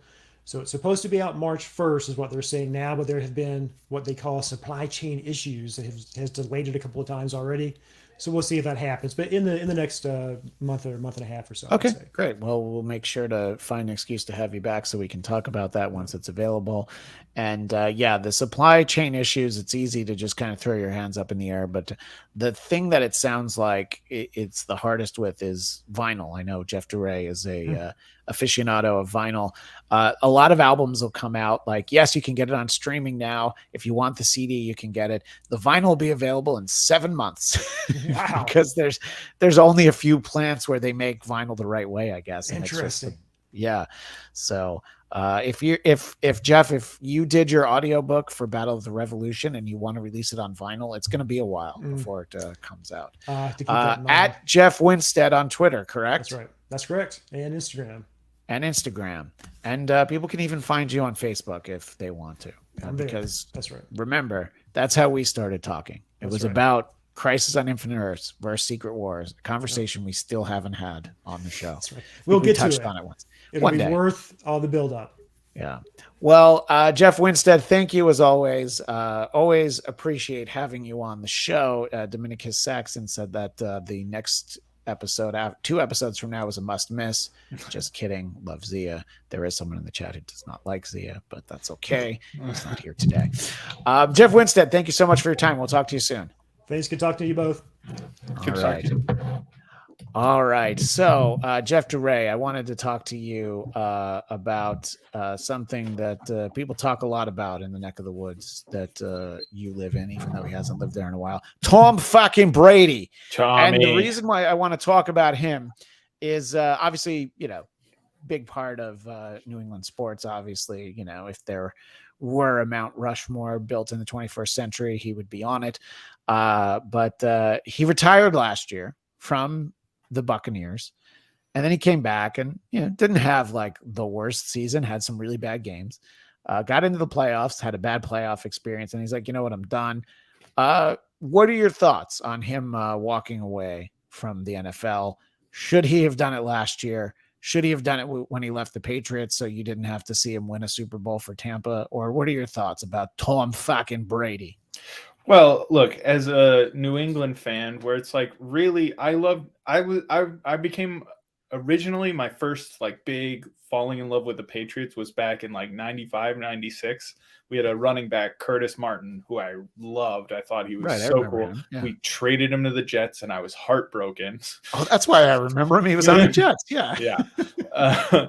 But so like by the time Tom Brady came in, I had already been like following it a little bit. And then it was just like, obviously at this point, the majority of my fandom centered around Tom Brady's Patriots. So in that sense, and now like several years removed from him leaving, it's easy to appreciate the legacy he had and like the gift as a sports fan to get to watch somebody be unprecedentedly successful for your team. That said, yeah, it would have been nice to see him just stick with our team and then retire from our team because of that unprecedented success, right? I don't think that I think maybe less so than where it's like with Joe Montana, right? He wouldn't play for the Chiefs, but you only ever think of him as a 49er. At this point with Brady, are you only really going to think of him as a Patriot, or are you going to remember his Bucs era because he did have success there? He went and won a Super Bowl in his first year. I think it muddies the water in terms of that legacy for that single team a little bit. I think it's awesome seeing him have such a great career again because of what he did. And just in general, it's cool to get to watch and like really be a part of somebody having a phenomenal career. Like if I was older and I was a big fan of basketball, I think getting to watch Michael Jordan throughout his prime would have been a treat. In terms of like, I don't need them to do this bullshit 1-day contract. It's like, no, you left and that was your decision. So we don't need to do this. Like, you retired as a Patriot. No, you retired as a Buck twice. So yeah, twice. Yeah. Like, I think the fact that he retired and then came back and had such a drama-filled bullshit year is like, this is exactly why I'm just like, you should have. It would have been nice if we could have just had a clean ending here, but it's like you you went like, no, let me come back for another one. And then it was just like, no, don't do that. You got divorced. You had a bunch of like shitty games. You led an awful team into an awful division where you shouldn't have even made the playoffs. And you only did because you play in the worst division in football. So it's just like, I think those things are bad for this leg. I think it sucks because it's like, look at Kobe's career and then his last game, right? Like Kobe is a Laker. He had a phenomenal career as a Laker, and he had an uncanny last game. He scored like 60 points in his last game ever. So he like goes out as like, oh man, this guy was unprecedentedly talented and could have probably kept playing, but like walked away because he was done. He was ready to move on. And it feels like Tom Brady could have had that. If he even just left after the first Super Bowl with Tampa Bay, it would have been like, okay, well, I don't love that you left for somebody else, but you had a nice, clean walk-off win. It just feels like he came back and just like really, it was like a disaster. It's like, I'm trying to think. I want to say a basketball player or a football player who had a similar thing where it was like they came back and they wanted to have like their goodbye tour on their last year, and then they just sucked and they were a joke. Yeah, I don't think this is exactly what you're talking about, but you talked about Jordan, and I actually saw him play with the Wizards. The only time that I ever saw him was with the Wizards, and I, after the fact, found out that it was statistically the worst game in his career. I don't remember how many minutes he had. But there sometimes, and look, that as bad as that was, that didn't take away from all his success with the Bulls and his tremendous baseball career with the Chicago White Sox, obviously. But sorry, the Chicago White Sox minor league affiliate. But there's ways where it can end in a way where you're like, ooh, that is so bad. And look, I think Brady got to a point where he was so good that even if you were fans of like other teams in the division or, in nearby cities, at a certain point, you have to stop saying, yeah, but that guy sucks, which is what I kind of did with Derek Jeter. And at a certain point, I'm like, I still to this day feel that he's overrated. However, he did not suck. Derek Jeter was a very good shortstop, and he was a good player. I know this is a hot take, but you didn't want it to be true. A-Rod, it was a lot easier to be like, yeah, but look at him in the playoffs, and he cheated. So at a certain point, some guys transcend being a fan of a different team, and you're just like, yeah, they're so good, And it was. Look, as somebody who just watches the Super Bowl just to watch it, the year that he won with Tampa was like, wow, that's kind of cool to see him do. Look, us old guys in our soon to be late 40s, because I'll be 47. That's getting into late 40s territory. I like seeing my generation succeed occasionally, but I was just I don't know. I just wanted to see what your thoughts were on that. Because and I thought that this retirement, he handled it perfectly right. He just posted that video. He's like, yeah, I already did one speech. I'm just telling you I'm done and for real this time. And Giselle taking the time of looking forward to whatever the next chapter of your life is. And it was just like, she's just like, yeah. So I feel like him going back to the NFL didn't lead to him getting divorced. I think it was a direct reaction to like, wait, I was going to retire, but like everything's terrible at home. Let me go play some more football because I don't want to be around this, But well, it seems unfortunate that based on the way it played out, it feels like Giselle was pressuring him to retire so hard, and he had like told her he would retire at this point. That was like, he did it. He followed through with like, okay, you said you want. But then it's like he goes home and then it's like, oh, nothing's better. You're not happy. Like, this isn't working. I would like to continue to play football. And then he came back. And it just feels like it's like you had this false start retirement. I think vis-a-vis Brett Favre, right? Yeah. When he retired with the Packers and it was all emotional. And then he came back and played for the Jets. And then he played for the Vikings. Yeah. And it was just like, by the time he retired, it was like, good. Thank you. Please stop playing in the NFL. We've had enough. And it's not quite that bad with Brady, but it feels like it. And it also, frankly, based on how unceremoniously this last year went, I'm not even fully convinced it's over. I'm not convinced that he's not doing this so that he can be like left alone, so that it's not like, what's he gonna do? Let's speculate. Yeah. Let's watch everything he does and like make more videos of him kissing his children. Yeah, look, I think if the Bucks could come to him and be like, yeah, we really didn't find somebody to replace you. What does it take? What can we do? Do we give you a piece of the team? You get some ownership, but there's some comments going on about the earlier part of the conversation, but Dominican Saxon, Tom Brady will never be as good as Gaylord Perry. Never have a name that's more of the time than Gaylord Perry. That's for sure. Just imagine being named Gaylord Perry in 2023, but he's no William the Refrigerator Perry. A name makes a man.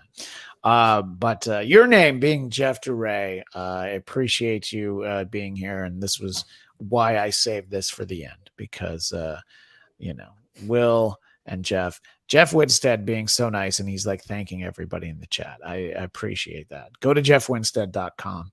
We've already promoted it, but get his book, The Last Battle of the Revolution, and apparently you can buy it in that bookstore in Kentucky. But Jeff DeRay does not like to be found anywhere, even in the room he's in. Don't come looking for him. But his social media footprint, it's like that footprint on the moon. It's like 50 years old, and you're like, yeah, someone stepped there at one point.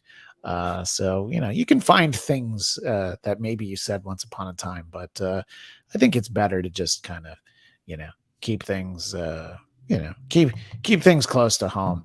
And you don't want to oversaturate the Jeff DeRay market, Right, exactly. See, now that it's just the two of us for the visual, I can put that wall up there, and then you see they are very similar colors. Teal is the new black, as they say. In any case, let you know some of the things that are coming up for the Bladtcast. Join us for some fun episodes as we celebrate 10 years and try to ask the question of why 10 years. We'll see if we're able to come up with an answer next time on the Bladtcast. Also, I need this for editing for another episode. But we already talked about that in last week's show. But we already talked about that in an earlier episode. So see, this is what I call bonus content right here. Everybody loves. But we already talked about that. See, keeping it non-specific. All right. That's the end of the stream now.